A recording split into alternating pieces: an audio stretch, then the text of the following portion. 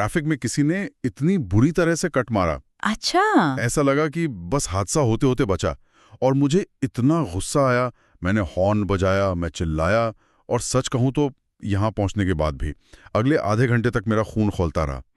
अब बैठकर सोच रहा हूं कि उस 2 सेकंड की घटना ने मेरे दिन का इतना बड़ा हिस्सा क्यों खराब कर दिया।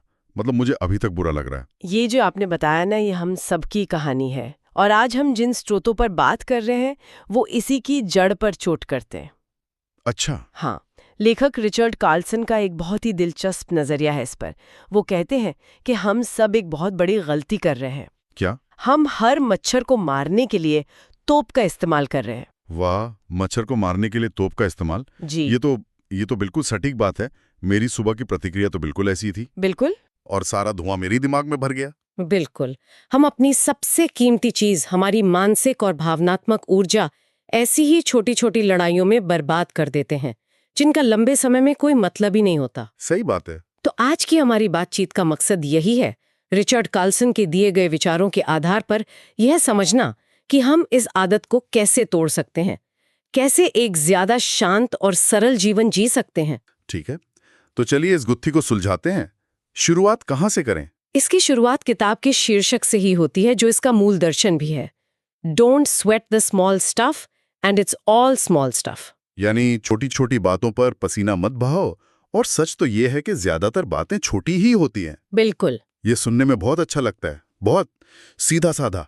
पर जब वो गाड़ी कट मारती है ना, तब तो वो स्मॉल स्टफ नहीं लगता। नहीं लगता। तब तो वो दुनिया की सबसे बड़ी बात लगती है। इसे अमल में कैसे लाया जाए? यहीं पर दिमाग का एक छोटा सा ट्रिक काम आता है। उस पल में जब आपका खून खौल रहा हो, कार्लसन कहते हैं कि अपने आप से एक बहुत ही शक्तिशाली सवाल पूछो। ओके। ये सवाल एक ब्रेक की तरह काम करता है, जो गुस्से की तेज रफ्तार गाड़ी को रोक देता है। मैं तैयार हूं। ऐसा क्या सवाल है जो इस गुस्से के बवंडर को रोक सकता है? सवाल है, आज से 1 साल बाद क्या ये बात मायने रखेगी? आज से 1 साल बाद? नहीं, बिल्कुल नहीं। मुझे शायद याद तक नहीं रहेगा कि ऐसा कुछ हुआ भी था। वाह, ये तो सच में एक ब्रेक जैसा है। है ना? और 99% मामलों में इसका जवाब नहीं ही होता है। ये एक सवाल हमारे पूरे नजरिए को, हमारे पूरे परिप्रेक्ष्य को बदल देता है। ये हमें याद दिलाता है कि जिस चीज के लिए हम अपनी शांति भंग कर रहे हैं, वो असल में कितनी तुच्छ है। स्रोत साफ कहता है, हमारी मानसिक शांति किसी की गलत ड्राइविंग से कई ज्यादा कीमती है। उसे इतनी आसानी से क्यों लुटने दें? बिल्कुल। अजनबियों पर गुस्सा करना तो एक बात है, और ये 1 साल का नियम उसके लिए बहुत अच्छा है। पर मेरे लिए ज्यादा मुश्किल तब होता है जब ये छोटी छोटी बातें घर के अंदर होती हैं। हाँ। जब आप किसी ऐसे इंसान से बहस कर रहे होते हैं जिससे आप प्यार करते हैं, वहां तो मैं सही हूं साबित करने की जिद वो बहुत ज्यादा होती है। आपने बिल्कुल दुखती रग पर हाथ रखा है। इस बारे में भी कुछ है क्या स्रोत में? हाँ, बिल्कुल है। रिश्तों में हमारी ज्यादातर लड़ाइयाँ मसले की वजह से नहीं, बल्कि अहंकार की वजह से होती हैं। हमें लगता है कि सही साबित होकर हम जीत जाएंगे, पर असल में इस छोटी सी जीत में हम रिश्ते और मन की शांति जैसी बड़ी चीजें हार जाते हैं। अरे, ये एसी वाला उदाहरण तो मतलब ऐसा लगा जैसे मेरे ही घर से उठाया गया हो। हर घर की कहानी है। स्रोत में पति पत्नी का एक उदाहरण है जो इस बात पर बहस कर रहे हैं कि एसी का तापमान 22 डिग्री होना चाहिए या 24। पिछले हफ्ते हम इसी बात पर लड़ रहे थे कि 22 डिग्री पर बिजली का बिल ज्यादा आता है या 24 पर आराम मिलता है। और आखिर में जीता कोई नहीं, बस दोनों की नींद खराब हुई। और अंत में शायद कोई एक जीत भी जाता है, पर सवाल ये है कि क्या वो जीत घर की शांति और प्यार को दांव पर लगाने लायक थी? नहीं, बिल्कुल नहीं। यहीं पर कार्लसन एक बहुत क्रांतिकारी विचार देते हैं। सही होने के बजाय दयालु होना चुने। Choose being kind over being right. ये सोचने पर मजबूर करने वाली बात है। मतलब जानबूझकर हार मान लेना, ये तो अहंकार के लिए बहुत मुश्किल है। हमारी पहचान का एक बड़ा हिस्सा तो इसी मैं सही हूं की भावना से जुड़ा होता है। इसे कोई कैसे छोड़े? देखिए, ये हार मानना नहीं है, ये एक बड़ी जीत के लिए छोटी लड़ाई को छोड़ देना है। अच्छा। ये खुद से पूछना है कि इस पल में मेरे लिए ज्यादा जरूरी क्या है, मेरा अहंकार या मेरा रिश्ता, मेरी क्षणिक जीत या मेरे घर की शांति। ठीक है। जब आप इस नजरिए से देखते हैं तो चुनाव आसान हो जाता है। कभी कभी दूसरे को जीतने देना ही हमारी अपनी सबसे बड़ी जीत होती है। ठीक है, मैं समझ रहा हूँ, ये एक सचेत चुनाव है। इसी से जुड़ा एक और विचार स्रोत में है जो मुझे थोड़ा अजीब लगा। कौन सा? एक इनऑफेंसिव बोरिंग पर्सन बने। बोरिंग? कोई बोरिंग क्यों बनना चाहेगा? हम सब तो दिलचस्प दिखना चाहते हैं। बिल्कुल, ये सुनने में उल्टा लगता है, लेकिन इसके पीछे की बुद्धिमत्ता बहुत गहरी है। वो कैसे? इसका मतलब ये नहीं है कि आप अपने सिद्धांत या मूल्य छोड़ दें या आपकी कोई राय न हो। इसका मतलब है कि आपको अपनी लड़ाइयाँ समझदारी से चुननी चाहिए। हर बहस का हिस्सा बनना जरूरी नहीं है। बिल्कुल, हर बात पर अपनी राय देना अनिवार्य नहीं है। जैसे स्रोत में वो फैमिली डिनर का उदाहरण है, जहां राजनीति पर एक गर्मा गर्म बहस छिड़ जाती है। अब आपके पास दो विकल्प हैं, या तो आप भी उस बहस में कूद पड़े, अपनी राय रखें और माहौल को और तनावपूर्ण बना दें, हाँ, या फिर आप एक इनऑफेंसिव बोरिंग पर्सन बन सकते हैं। आप मुस्कुरा सकते हैं और बड़ी खूबसूरती से विषय बदल सकते हैं, जैसे अरे खाना तो बहुत स्वादिष्ट बना है।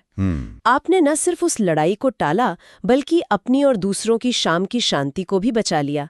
ये अपनी ऊर्जा को बचाने का एक बहुत ही स्मार्ट तरीका है। पर इसमें एक खतरा भी है। अगर हर कोई बोरिंग बन जाए तो जरूरी मुद्दों पर बहस कौन करेगा?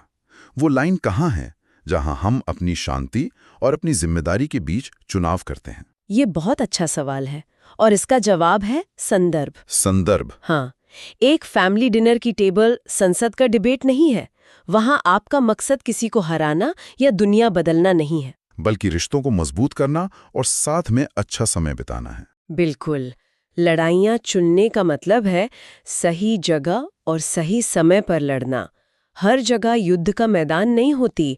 अपनी मानसिक शांति को ऐसी जगह क्यों बर्बाद करना जहां नतीजा कुछ निकलना नहीं? सही बात है। संदर्भ ही सब कुछ है। तो अब तक हमने रोजमर्रा की छोटी छोटी परेशानियों और रिश्तों की नोकझोंक से निपटना सीखा, लेकिन कभी कभी जीवन में ऐसी समस्याएं आती हैं जो छोटी नहीं लगती। जैसे प्रमोशन न मिलना, कोई बड़ा आर्थिक नुकसान या किसी से बड़ा झगड़ा हो जाना। तब ये छोटे छोटे नियम शायद काम न करें। उसके लिए स्रोत एक और भी शक्तिशाली मानसिक अभ्यास बताता है। अगर 1 साल का नियम एक दूरबीन है, तो ये एक स्पेस टेलीस्कोप है। अच्छा। इसे 100 साल का नियम कहा गया है। ये परिप्रेक्ष्य मतलब एक बड़ा दृष्टिकोण पाने का एक अचूक तरीका है। 100 साल? ये कैसे काम करता है? जब भी आप किसी बड़ी लगने वाली बात से बहुत ज्यादा परेशान हो, जैसे नौकरी छूटना या कार पर कोई बड़ा स्क्रैच लग जाना, तो एक पल के लिए रुकें और खुद से ये सवाल पूछें, क्या आज से 100 साल बाद क्या इस बात से किसी को कोई फर्क पड़ेगा? वाह, ये तो सोचने का पूरा तरीका ही बदल देता है। 100 साल बाद ना मैं रहूंगा, ना वो प्रमोशन, ना वो कार, ये सब चीजें तो जैसे अंतरिक्ष की धूल में खो जाएंगी, किसी को याद भी नहीं रहेगा। बिल्कुल। इस अभ्यास का मनोवैज्ञानिक प्रभाव बहुत गहरा है। ये हमारी समस्या को हमसे अलग कर देता है। लेकिन एक सवाल मन में आ रहा है, क्या ये एक तरह का एस्केपिज्म नहीं है? क्या हम अपनी आज की जायज समस्याओं और दर्द को छोटा दिखाकर उनसे भाग रहे हैं? ये सवाल बहुत जरूरी है। ये भागना नहीं, बल्कि चीजों को उनके सही आकार में देखना है। ये दर्द को नकारना नहीं है। तो फिर ये क्या है? ये दर्द के साथ जो हमने एक कैटास्ट्रोफिक यानी सब कुछ खत्म हो गया वाली कहानी जोड़ दी है, उस कहानी को चुनौती देना है। अच्छा। ये हमें याद दिलाता है कि हमारी जिंदगी इस एक घटना से कहीं ज्यादा बड़ी है। ये हमारी चिंता को तुरंत कम कर देता है और हमें उन चीजों पर ध्यान केंद्रित करने के लिए प्रेरित करता है जो वास्तव में 100 साल तक मायने रख सकती हैं, जैसे प्यार, रिश्ते, सीखना और खुशी। मैं समझ गया। ये समस्या को नहीं बल्कि समस्या से पैदा हुए डर के गुब्बारे को फोड़ता है। ये सच में एक बहुत शक्तिशाली टूल है। बिल्कुल। तो ये सारे नियम और तरीके असल में हमारे नजरिए को बदलने के बारे में हैं। ऐसा लगता है कि असली लड़ाई बाहर नहीं बल्कि हमारे अपने दिमाग में है। और यहीं पर मानसिकता में एक सबसे बड़ा बदलाव आता है जिसके बारे में स्रोत बात करता है। ये है एक पीड़ित से एक विद्यार्थी बनने का सफर। पीड़ित से विद्यार्थी? हाँ। ज्यादातर हम समस्याओं को एक दुश्मन की तरह देखते हैं जो हमें परेशान करने आई हैं। हमारी पहली प्रतिक्रिया होते है, मेरे साथ ही ऐसा क्यों होता है? हाँ बिल्कुल, एक विक्टिम वाली मानसिकता, जैसे पूरी कायनात मेरे ही खिलाफ साजिश कर रही है। कार्लसन कहते हैं कि इस नजरिए को 180 डिग्री घुमा दीजिए। समस्याओं को दुश्मन की तरह देखने के बजाय एक शिक्षक की तरह देखिए। एक शिक्षक की तरह। हाँ, ये मानिए कि हर समस्या अपने साथ एक छिपा हुआ सबक लेकर आती है। वो हमें कुछ सिखाने आई है, मजबूत बनाने आई है। स्रोत में वो कार खराब होने का एक अच्छा उदाहरण है। ये एक समस्या है जी। आप गुस्सा कर सकते हैं, तनाव ले सकते हैं और खुद को कोस सकते हैं। ये हुआ पीड़ित का नजरिया। या फिर आप विद्यार्थी का नजरिया अपना सकते हैं। अच्छा। आप पूछ सकते हैं ये मुझे क्या सिखाने की कोशिश कर रहा है। शायद ये आपको सिखा रहा है कि आपको अपनी चीजों की बेहतर देखभाल करनी चाहिए। या शायद, और ये एक दिलचस्प सोच है, कि उस दिन कार खराब होने की वजह से आप किसी बड़े हादसे से बच गए। हमें पूरी कहानी कभी नहीं पता होती। तो बस एक सवाल बदलने की जरूरत है। मेरे साथ ही क्यों पूछने के बजाय ये पूछना कि ये मुझे क्या सिखाने की कोशिश कर रहा है। बिल्कुल। What is this trying to teach me? तो अगर मैं अपनी सुबह की घटना पर वापस जाऊं, उसने मेरे साथ ऐसा क्यों किया कि जगह मैं पूछ सकता हूं ये घटना मुझे मेरे धैर्य और गुस्से के बारे में क्या सिखा रही है। बिल्कुल। ये एक छोटा सा बदलाव हमें एक असहाय पीड़ित से एक शक्तिशाली विद्यार्थी में बदल देता है। एक विद्यार्थी मुश्किलों से सीखता है, ना कि सिर्फ उन्हें झेलता है। वो हर चुनौती में विकास का एक अवसर देखता है। सही कहा। तो अगर हम आज की पूरी चर्चा को समेटें तो हमने कुछ बहुत ही व्यावहारिक तरीके सीखे हैं। रोजमर्रा की परेशानियों के लिए 1 साल का नियम, रिश्तों में टकराव के लिए अहंकार पर दया और शांति को चुनना, बड़ी लगने वाली चिंताओं के लिए 100 साल का नियम जो हमें एक बड़ा दृष्टिकोण देता है, और हर समस्या को एक दुश्मन के बजाय एक शिक्षक के रूप में देखना। और स्रोत के अंतिम अध्याय में इन सभी विचारों को एक बहुत ही खूबसूरत धागे में पिरोया गया है। अंत में ये कहा गया है कि इन सभी नियमों, सभी तकनीकों का सार एक ही है। और वो क्या है? प्यार ही जवाब है। ये सुनने में थोड़ा फिल्मी लग सकता है, पर इसका गहरा मतलब क्या है?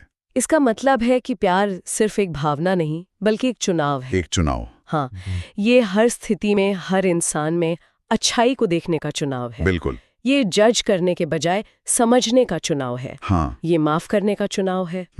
जिस इंसान ने ट्रैफिक में कट मारा, उसे गुस्से से देखने के बजाय ये सोचना कि शायद वो किसी इमरजेंसी में हो, ये प्यार का चुनाव है। और इस चुनाव से शायद उस व्यक्ति का कुछ न बदले, पर हमारी अपनी दुनिया पूरी तरह बदल जाती है। बिल्कुल।